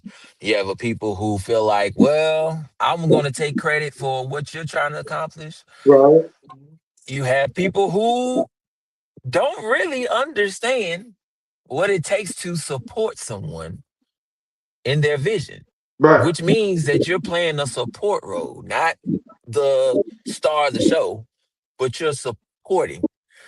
That has become very tough when it comes to dating, for especially for me, in this life because uh it's I, it's just yeah, I'm it's gonna, I'm rough. gonna ask a quick question. right, Go ahead. Are you are you looking? I mean, actively looking where it's taking your energy and you know, like you said, the pool. Some pools you should not even put your pinky toe in. I mean, you just need to just go look and go, damn, don't put your toe in it. But are you Correct. looking? I mean, are you just like out? Are you looking? Are you like, how do I want to say this? Are you making it a quest? Um, I'm going somewhere with this. yeah, I see. yeah, So am I looking? I'm keeping an eye out. I mean, But it's not a quest. Let me because my question might help us both clarify. Oh, I know where I'm going for mine. What's the looking for? Is it looking for a mate or just looking for a date? No, I mean, I'm looking for someone I could keep for life. You know what I'm saying? Someone that, we can experience these journeys together, So Okay, so I'm coming back. Stop mhm. looking. Stop looking. Well, yeah, you're right. So if stop looking, just be Mike. Stop looking. Dude, stop. Just stop looking. No, keep on looking. No, Keep looking. you over there, hush up. Don't Stop looking. Because when you're not looking, Mhm. it walks right into you. Okay. When you're not making it a So elbow bud type sometimes thing, it walks into you when you're looking too. no, because the shit that climbed out of the pool that he doesn't want to deal with is what's walking to him because he's. I hate to tell you and him. What other pool you gonna jump into? What you gonna do? You gonna find another pool? I don't swim. I don't swim. You better learn how to swim in this water. No. So since we got this debate going on, for me, I'm not looking. Okay. I'm not making it a quest. When it happened, it happened. If it don't happen, I'm good. Right. Because I got to make sure I'm good. Because if I'm not good because I'm on this quest, then I can't be good for somebody else. Understandable. But then if you are on a quest and you know what you're looking for, she got to be 5'6", she got to be a size whatever, and got this at the top and that at the bottom, and the brain's tight, and she gonna do this, that, and 100. You ain't gonna find it. No, not at all. So you're gonna be out DJing one day, and this little girl gonna walk across the floor, and you're gonna look out, and she gonna look up, and then you're gonna see the whole Tweety Bird shit just happen because you ain't looking. Yeah. Hopefully. She might not be here. She might be at an event in North Carolina. Wow, for me to wait and to not do nothing. But if you're living your life and doing the things that you want to do, what you want or looking for. What's that story they always tell you? You say, I'm waiting for God to send me $1 million. He said, well, look, I don't want to scratch off. I'm gonna wait for God to send me. Look right there. Look right there. Look at this right there. Ooh, they found me gone. It worked for something. God bless that brother. Man, we want everybody to work for everybody, but for the rest. Yeah. Because you and this is just me. You're putting so much energy in looking for that particular person that you've got designed in your mind. That the person that you're actually looking for, or the person that's meant for you, walk past you because she wasn't what you were. It wasn't in that map. It wasn't in that blueprint. But if you ain't shooting the shots, how you gonna make the points? Well, depending on if you. Well, see, he's shooting the shots to not shoot the shots. What he's looking for long term. So if he keeps shooting shots and come up as a person that ain't doing nothing but sticking and going, then I'm not saying that. I ain't saying that's the shot you shooting. But well, that's always seemed the shot that follows. I mean, if you open up the 3-pointer and you're gonna shoot that shot. So if you meet that girl and she seems like she everything else, you're gonna go after her. So you going after the one that meets that fits the blueprint. No, so, I'm going after the best fit, not just the only fit, the best fit. Like you say, I ain't gonna find the exact one. Yeah. But like he also, like I say, it's one of those tricky things. What else you supposed to do? If you ain't, yeah, you're right. You can wait. I didn't tell him to wait, but I'm just saying that he just can't go out like Elmer Fudd with his guns blazing or and one hunting gun rabbits. blazing, following that one gun, but you also got the little one, Mm-hmm. that you got to, you bringing her into this, bringing this Correct. female into the situation You're with right. the You're right. daughter. They play a big part. It's a big role. I'm playing devil's advocate and just having a little fun. I hope. I mean, just because you are able to be out there, shaking and moving and grooving and picking up what you want to, I mean, that's you. Right. Yeah. Like I said, there's some truth to that thing there. As long as you're doing it smartly. Or having putting yourself in a position to win. You know what I'm saying? I'm not also saying that there's a lollygag out here doing it, just anything else. But if it ain't wasting your time or your energy, go use that time and energy on making some money or doing it. I always tell people that's another thing.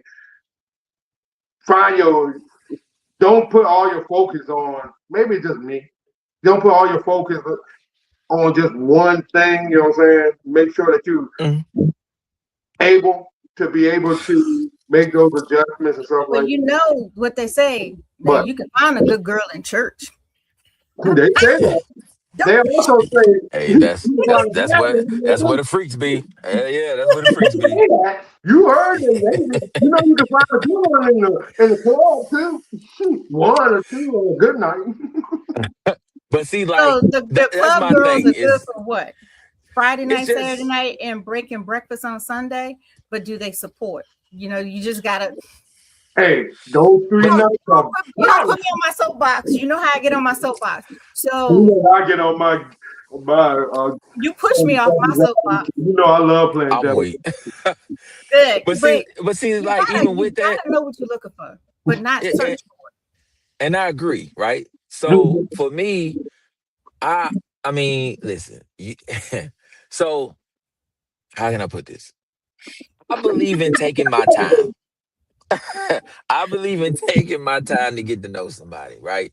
Because that's how my mom, pops always preached to me. Like they've been married for 40 plus years. And so they always said, we took our time. We patient. Now, do I want to be exactly like them? Hell no. But you know what I'm saying? Like I took things and say, okay, well, that makes sense because I don't want to just commit to just anybody or anything just because I want somebody. So I believe in courting, which is such a lost art nowadays. I believe in getting to know you. But the women these days, they want you on the first day. Are you taking me to Applebee's? You taking me? We going out to eat? What you gonna buy me? What you gonna, bro? You don't even know me like that, and I don't know you. So that just asking for that off rip, you run into that so much nowadays. It just turns you off from even wanting to find somebody. Right.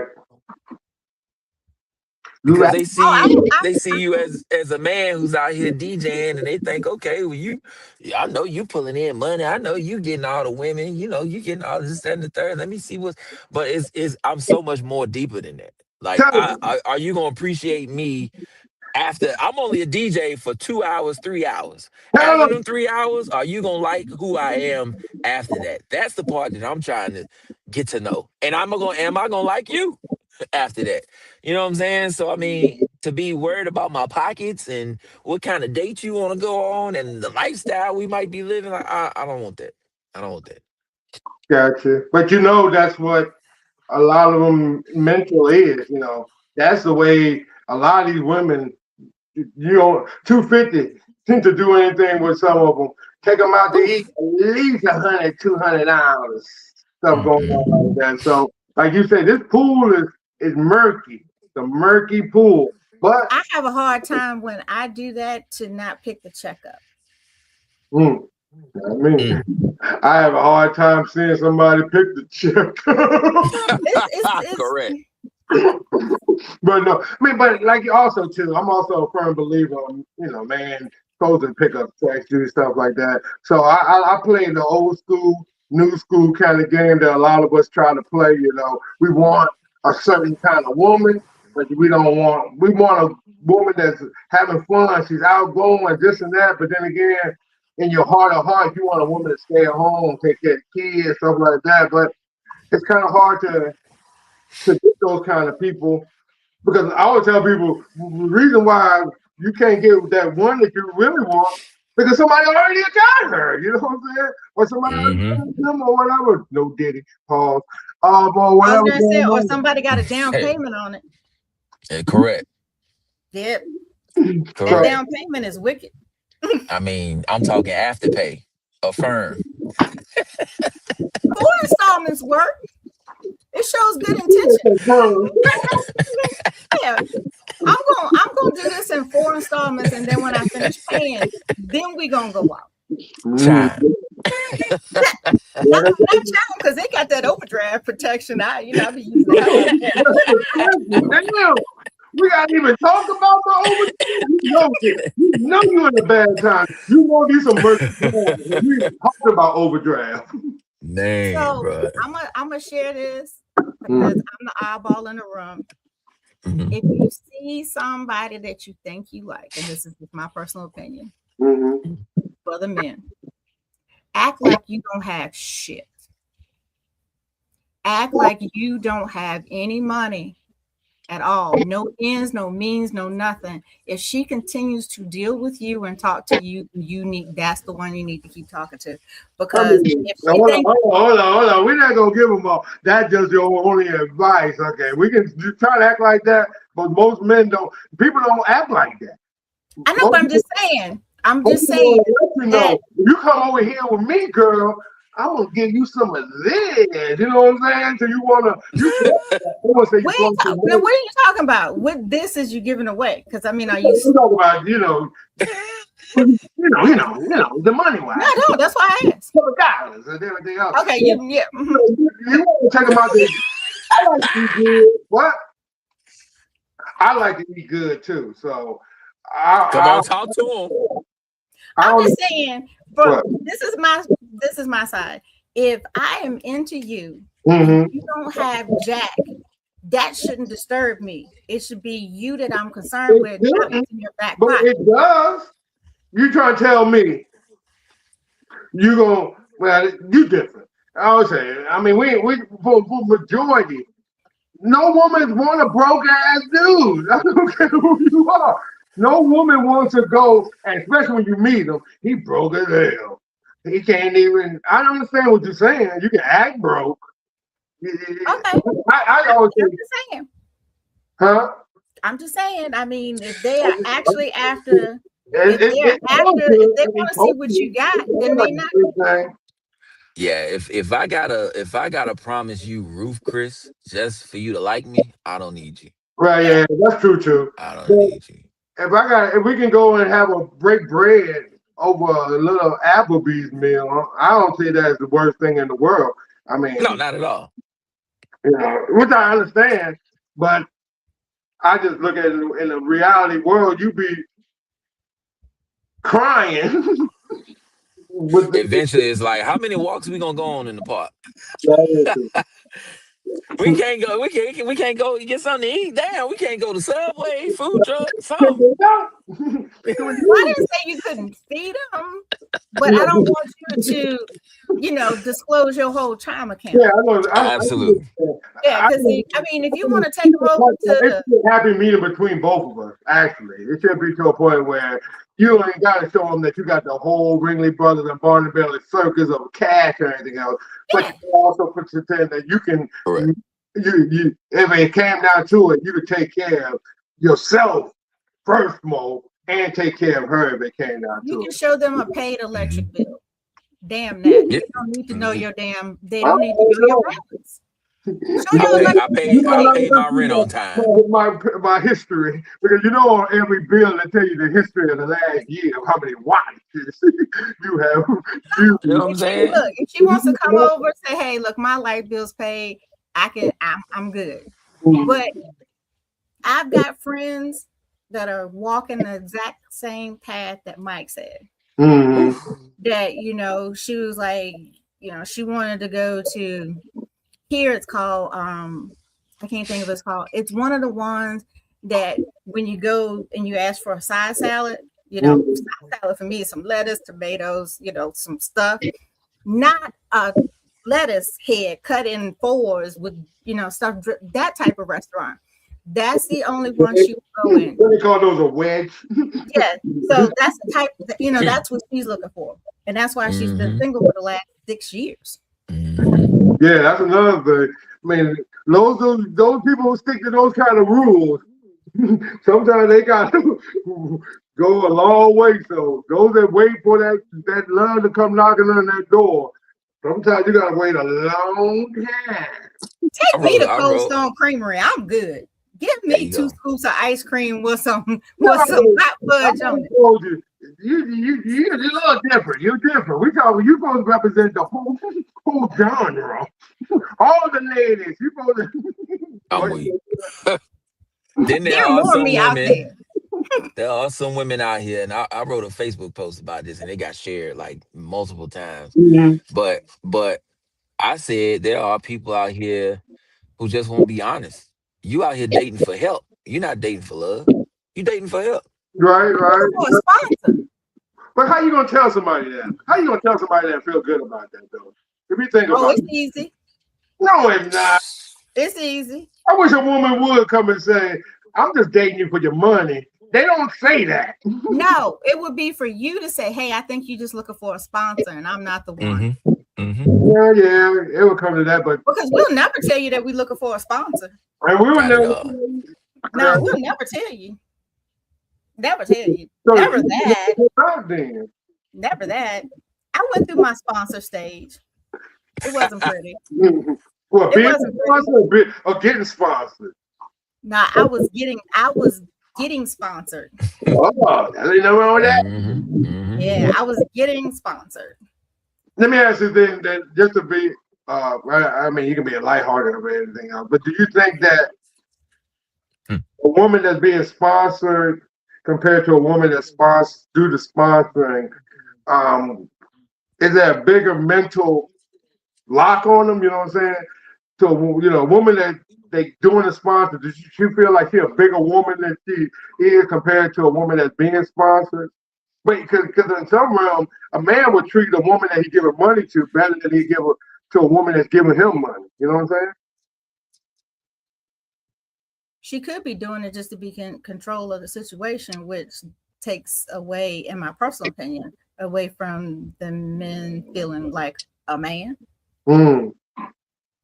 She just want to be in control. I don't want to say having her foot on your throat, but basically just having you with that collar.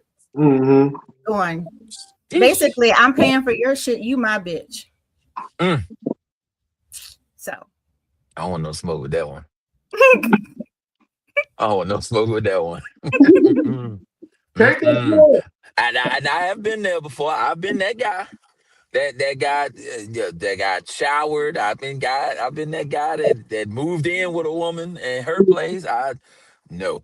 And there's nothing wrong with that. If it doesn't mess with who you are as a man.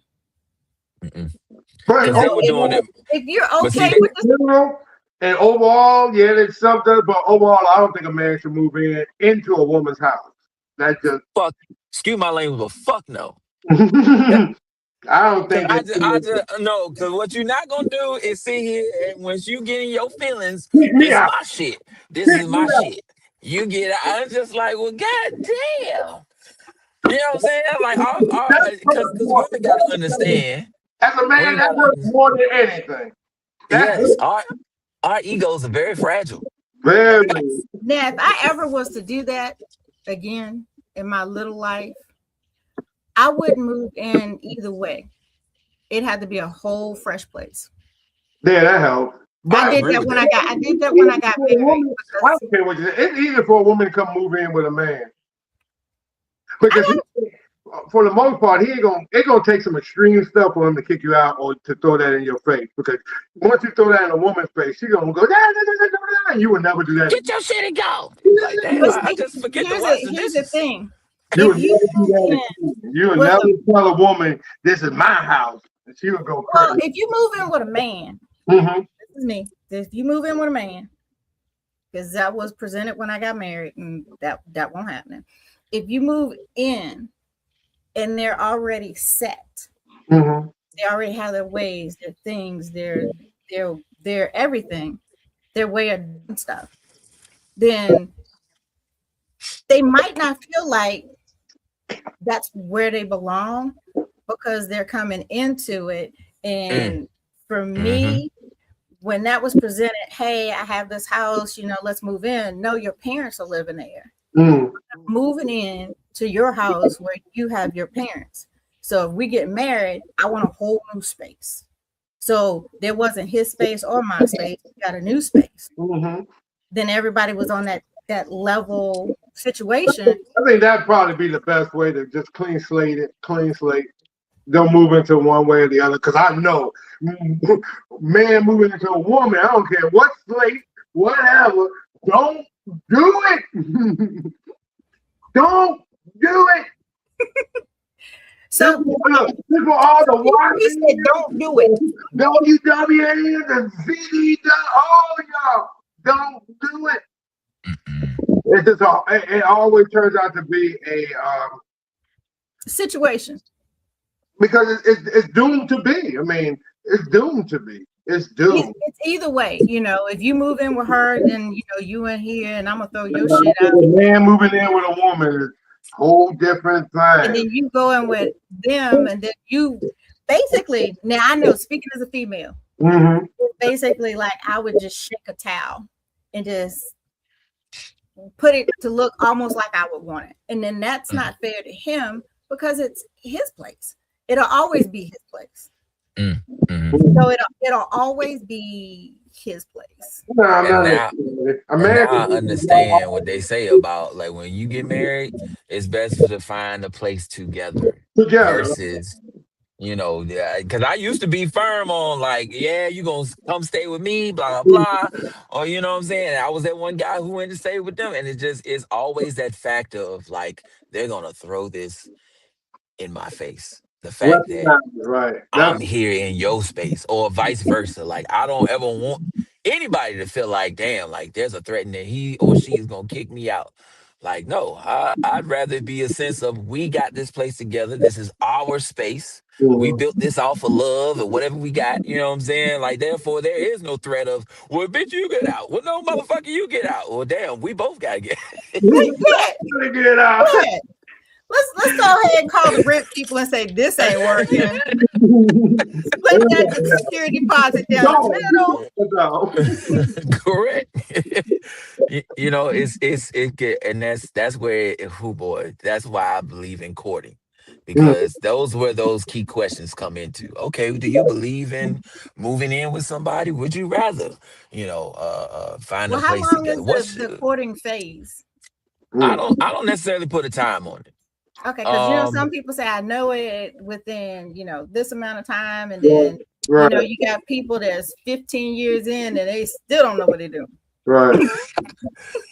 I think for me, like I've learned not to put a timetable on certain things because you know when you know. Yeah, like being like, all right, it's been a month now. Now let's date. You like, damn, you only date me because it's been a month. Right. Versus like I want you to feel like, okay, man, we spent a lot of time together, man. I want to exclusively, you know what I'm saying? It's just well, we don't went down this rabbit hole. Titles or no titles? I'd rather have Do you have to have a title? I'd rather have the feeling than the title. Yes. Okay. Yes. What we all agree on. Okay, great. Yes. Look, I'd rather it feels like a relationship than somebody telling me it's a relationship. Yeah. That whole, this is, my whatever, my so I guess boyfriend, fiance, whatever the titles. It's overrated. Yeah. Oh, yeah, it is. Because like nobody ever lives up to those titles anyway. You always get to a point where somebody's gonna mess up that title. I don't care what it is. I hate to say it. I mean, maybe that's also my fear of it. That I'm going to go wrong. I'm over here, the battered wife syndrome. Well, let me say the battered dog syndrome. Every time you come around, I'm flinching. You never know. So. Yeah. Well, you do have that majority. It is majority because we're in the minority that has to have a title to feel safe. Mm. And I know it might sound crazy, but you have that group. Like people, they want you to call them their girlfriend, so you can do girlfriend kind of thing. So you ain't out here. I'm not just one of your regular hoes. I'm just not regular. At least you gonna put that GF on me or anything. But the question becomes then. They just want to be able to say that I'm his girlfriend to another woman. Mm-hmm. But then the question becomes then: are you walking in the energy of my girlfriend? Right. It's one thing to have the title, but are you owning? Are you walking in that? Are you? I hear it all the time. Like certain people got married. It's like, yeah, I met this woman. She was walking in the energy of wife, and I never understood it until I really sat down and thought about it. I was like, damn, she really said, look, I'm gonna be your wife, so I'm gonna treat you as I'm gonna conduct myself as such, and it worked out. You know what I'm saying? So you meet a lot of people who be so focused on that title. Like, bro, do you have the energy for that? Right. You could get the job position, but are you gonna maintain it? Right, that maintain it. That's the whole thing. Because once you get the title, is just like it gives you that free reign to go up, like you said, to go up to somebody like let's say Mike's out doing whatever Mike does, and she sees Mike talking to somebody, she's going to majority insert herself and go, excuse me, you talking to my boyfriend, you talking to my man, you talking to my Johnny Gill. It's the my whatever goes behind it, but the my becomes the title. Yep. Because the my makes it possession. Possession. Nope. And the 10th of the law, 9/10 of the law. But I'm just saying, people shouldn't be treated as a possession. It shouldn't. Because not to. You know what I'm saying? Because you my girl, you my girl. You know what I'm saying? You my girl, you my girl. But you're right. But then that goes back to the title. Right, it does. But if you're walking, can you be in a relationship without a title? My girl, I don't have to call you my girl. You know what I'm saying? I'm just saying, you can be in a relationship without a title. Yeah, you can. But it helps to have the right title to the relationship you got, or you both able to live within whatever the titles you're in. Some people, want to keep pretending like they're a boyfriend when they ain't a boyfriend to some of these women. But I don't like how people be so hard pressed over the title. Because it's like, okay, are you dating? Are you trying to be with me because you want to be with me? Or you want to be with me because you just want to be somebody's girlfriend out here or somebody's wife? Because if that's the case, you just trying to impress your homegirls. Like, oh, yeah, I got a man. But do your man actually like your ass? That's the see that there you go. You know what I'm saying? So you got that title or that whatever it is, just to make sure that him or her, she or him or whatever it is, don't go nowhere else. Well, most people are supposed to, when you give them the title, live up to that title. So you can't be mad at somebody because they want to put a title on you. And I always say it got to be the right title. So if it ain't, if it's a person gonna give you a title and you don't want to be no boyfriend, I don't give a damn how many times you say it.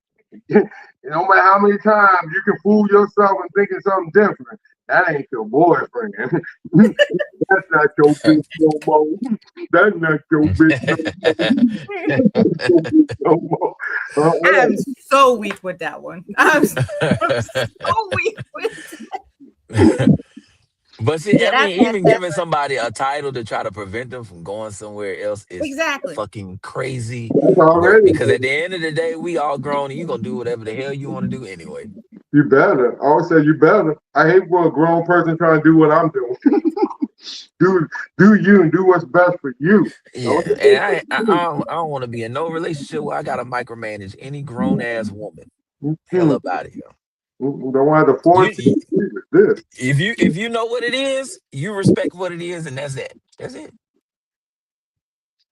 So don't go get no pools. Stay out the pools. You I can't swim anyway. You might. I can't swim either. So Black man ain't you swim. might need to go to the beach or to the ocean and wade yourself in Yeah. until you get to the right place. Because if you go to the pool and you slip off of that 5 foot into that 12 foot, They gonna try to get you. They I'm want dead. you will be in there with the alligators. piranhas. You know, Correct. piranhas. That's where they are. They Piranhas. have little piranha fishes. They gonna get you. Those little piranhas. I'll stick to the YMCA's that I'm used to at this point.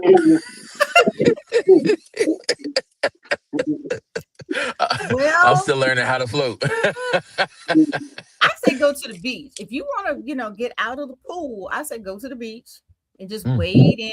Or you can sit on the edge and let it come to you. Big ass pool. They go to the beach. That's like a big ass pool. Yo, No, but he can sit there on it. He can sit there on the edge and let it come to him. He ain't scared. Get in that I see what water, you did boy. there. Get in that water. Don't take no advice from the man on the other side of you. Don't take no advice from me. Because he have you out here. Don't push you in the deep end. I'm that guy. He be out here calling you Clarence Carter. You be Be stroking. like, damn, Mike J out here diving into everything, huh? God damn. I was like, he gonna have you out here Clarence Carter be stroking. No, don't listen. To the east and the west. That's what I be doing. It's so entertaining, so much greatness. It was great to sit down and have was one of these talky talks. I just didn't want us to get to 3-4 hours. So I wanted to make sure that we got a little bit more to say. We'll break this up and do it another time, and so we can have some good content. But I think this was some great one right here. So thank you once again, Diva, for bringing us together. Yeah, appreciate you. In a situation where we can just talk as Black men together on different topics. That's what I asked her. That's why I asked her for it. Look, she gave me the opportunity to do it here on this platform. So I always appreciate this platform because it deals with a lot of mental health, especially the Black men. Mental health, and I think that's what she was doing. And to give me an opportunity to talk to my favorite guy, my favorite DJ, I have to say I appreciate that from the beginning before we go any other further with this whole thing. So this is what we do. Everybody knows us. We got books with us in there, stuff like that. I think Kinfolk will be in the next book, so we'll make sure of that one. We got a lot of things going on book-wise. We got a book fair in a couple of weeks. Like I say, you can find us anywhere online, stuff like that. So I guess I'm doing her job. She told me I was a guest host. I'm doing what she usually do around here. Getting us all together, making sure everybody giving you a summary, knowing what's going on. Like I said, we got Kinfolk DJ all around. Please follow him on all platforms. Anybody, we didn't even talk about the other things I do. I do fitness and everything else. So I'm on some other old ones. So make sure y'all go back and watch it and continue being everything else. And let Pamela and Kinfolk talk us out of here. I did all my talking. Okay, so I'm gonna say thank you to Mike for coming on, for letting us be your what do you want to call it? The one where you cut your teeth on being on a podcast. Absolutely. So as you can see, it's not that bad. Not that bad. And I am glad that you joined us because I've sent you the stuff for the books. So you're gonna eventually be there when you're ready. Oh, not because we said so. I mean, because if that was the case, you'd be writing right now. But it's when you're ready, and when you're ready to tell your story. Yeah. We're gonna my bad. I didn't mean to throw you in the book because she was right. That was the main thing about it. I was glad that I made the decision because, like you said, it does mean a decision because you're telling your story. That at one time, before, because I was in the first book, but it's kind of hard to sometimes tell people some of your despair. You want everybody to look at you as, man, I'm Superman. In the world when, man, I was going through some times and some things, that brought me down. Like I told people, it wasn't for fitness that saved my life, literally, not just in my body. Is that a title of a book? Slow down. There it is. That's where we're coming from. I got my 12 book coming on and everything like that. But no, I'm supposed to be summarizing. Oh no, you're fine. Well, you segue in Mike in. So before kinfolk, before I knew before the kinfolk, in case some folks didn't know that I knew before the kinfolk. Yes. You have your own book also. Mhm. You have your own book, and we are here for you to walk you through doing your own book. You have your story. Mm-hmm. And the one next to you is doing his own book. Mm-hmm. Okay. So, like you said, what was it? Do multiple things. Woo, Lord Jesus, don't get me to list the crap that I started doing. I got way too much stuff going on. Just like when we finish this, I'm gonna put my shoes back on, hop back in my car, and I'm going back to work. That's the type of crap I do. Whew. But you have your own story. You have a story to tell.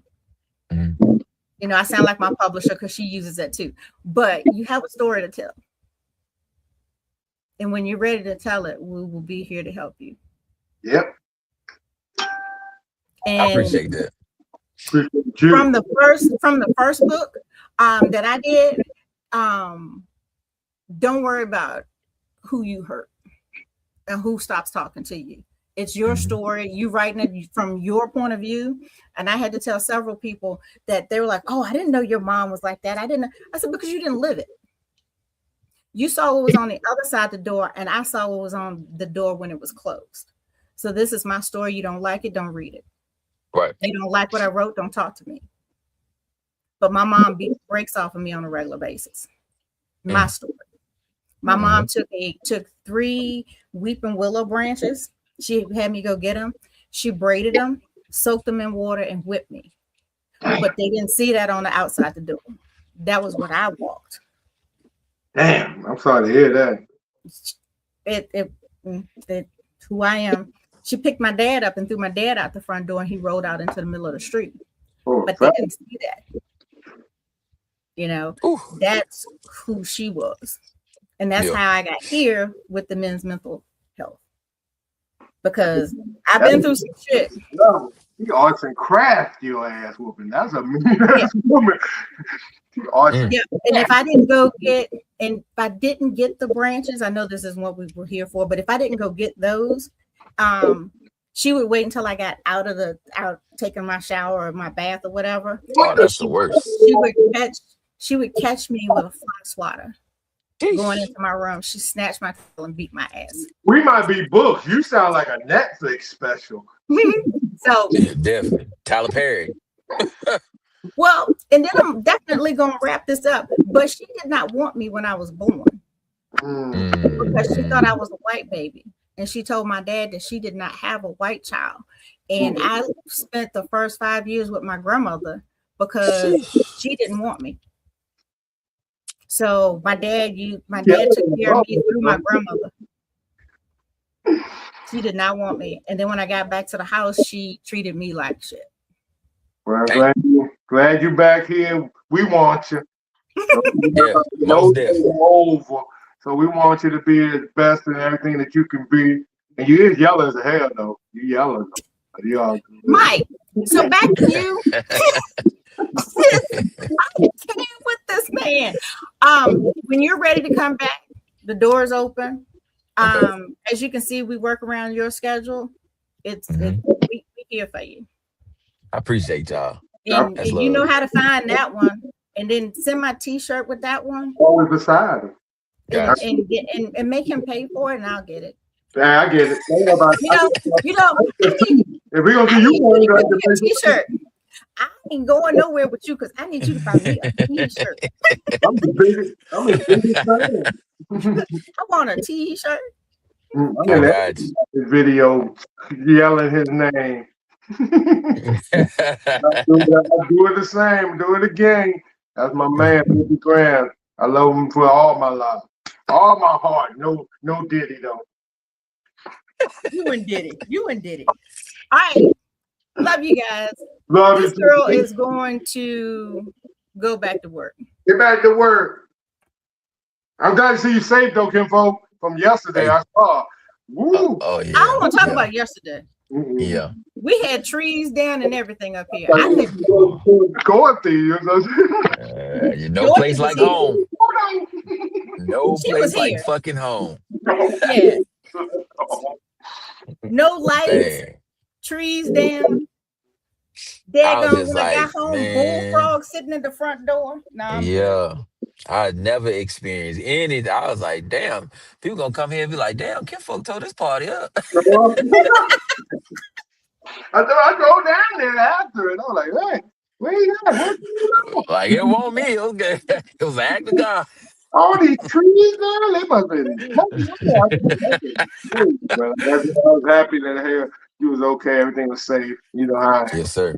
anything you ever need, you already know. Both of y'all, Of- anything y'all ever need, I'm always. Absolutely. I'll find a way for it. So if y'all do anything, I'll find a way for it. So love y'all. Keep on doing what you're doing, and let's keep on enjoying these things. One thing I say, y'all two people at least try to enjoy this thing called life. I know some people that don't even try. They will be mad just for to be mad safe. At least Correct. Oh, we get a lot of that. Facts. They claim they're enjoying life, but they mad. Mad for no reason. Just mad at each other. Just- if there's a problem, if there's an underlying problem, solve that first, then enjoy life. Damn. There you Most go. people want to turn that light on the underground problems. I'd rather say it's you. I'd rather say you the problem than try to solve my problem. That feels better. Crazy work out here. I swear. All right, you go eat. Make sure you do your ab work today. Yeah, you're gonna get you the one to talk to, so we're gonna get you some ab work. I'm gonna send you the that workout, and you got a couple of sit-ups to do today. I'm gonna get you back on track. Don't ask for something and think that nobody gonna hear it. Don't be throwing stuff up in the air. I always tell people, don't be throwing things up in the air, especially when I care. That almost felt like you was yelling at me. Okay, I was like, who are you talking to? Because I done learned dealing with you. I don't ask, and I don't ask for nothing unless I'm gonna stick with it. I don't take no challenges and post them on Facebook unless I'm gonna finish the whole 30 days. They call you out. I'm the one. I learned. No. Don't be saying I'm 15 days later. Like, are you still doing that? Yeah, because like that SWAT challenge I did, I said, oh, if I'm gonna do this, I know what he gonna say. I got to keep on going the whole 30 days. And then at the end of the 30 days, I could almost squat my butt on the ground. So hey. Look at you, see, it works. I gotta tell myself so. All right, man, let's go and work this out. You get back to work. Kinfolk, what you doing today? You just relaxing for the rest of your day? I actually got a DJ tonight. I'm DJing a poetry show at a Adis Ethiopian restaurant, Shako Bottom, 7 p.m. tonight. Yeah, I might have to swing by there and hear my boy DJ. Yeah, man. This is the one time where I can literally just expand outside of like line dancing and party music and actually just don't rub it in. Because he know I've been trying to get there for 3 events. So I don't want to hear about y'all going to no, just don't tell me. It's a vibe. I don't get off from work until 7:30. So don't tell me nothing. I feel that. Don't tell me nothing. Other than that, you can catch me at District 804 every Friday night. That's it. We're working on that. All right, guys. I'm going to work. Take me 20 minutes to get there. So please be safe. Thank you for everything once again for bringing us together. You know how much it's gonna be. I'm about to go back and watch it and cut it up. I'm about to throw some screens, some online because y'all touch some good topics. Y'all brains are a lot bigger than y'all ever know because y'all got some smarts on y'all. A lot of other people don't got smarts on them. They oozing with it. At least y'all not oozing with none of it. Y'all smart be showing. That's a oozing. I feel like a wound. No. They be dum oozing with the dum. Okay, sorry. I didn't mean to say anything about a wound. Sorry, no pun intended. Yeah, no did it. Yeah, sorry. No talk about your boo-boo. No talk about the boo-boo. Sorry. Hilarious. All right, guys, y'all behave yourselves. Thank All you. right. You're welcome. Go get something to eat, Mike. Will do. All right, guys.